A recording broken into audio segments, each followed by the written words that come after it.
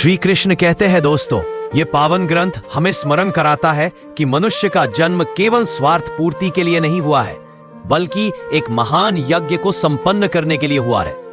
जीवन में हम जो कुछ भी कमाते हैं, ज्ञान, धन या अनुभव, उसे सिर्फ अपना समझना एक भूल है।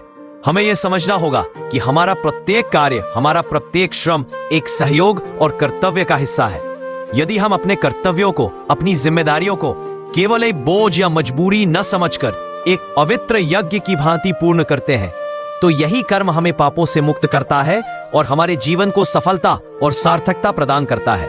ग्रंथ स्पष्ट कहता है कि जो व्यक्ति केवल अपने लिए भोजन पकाते हैं, केवल अपने लिए जीते हैं, वे वास्तव में पाप का भोजन करते हैं।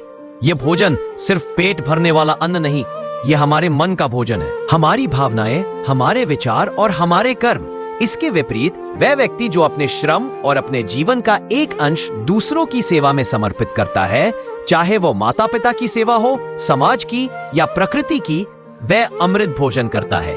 यह अमृत उसे आत्मिक शांति, संतोष और वास्तविक जीवन शक्ति प्रदान करता है।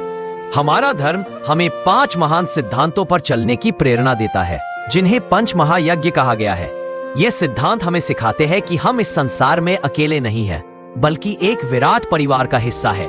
सभी प्राणियों के प्रति दया, जीव जंतुओं की सेवा, ज्ञान और विद्या का प्रसार, शिक्षा और स्वाध्याय। यदि हम रोजाना इन 5 में से किसी एक को भी अपने जीवन में उतारते हैं, तो हम केवल एक व्यक्ति नहीं रहते, हम समाज की आधारशिला बन जाते हैं। ग्रंथ का सबसे बड़ा संदेश यही है, जो स्वार्थी योगी है, जो अपना सारा काम केवल अपने लिए करता है, वह कर्मों के बंधन में फंस जाता है, वह अपनी इच्छाओं का दास बनकर भटकता रहता है। लेकिन वह व्यक्ति जो अपना और पराये का भेद मिटाकर अपने कर्तव्य को ईश्वर को समर्पित करते हुए निस्वार्थ भाव से काम करता है, वह कर्म करते हुए भी कर्म के बंधन से मुक्त हो जाता है।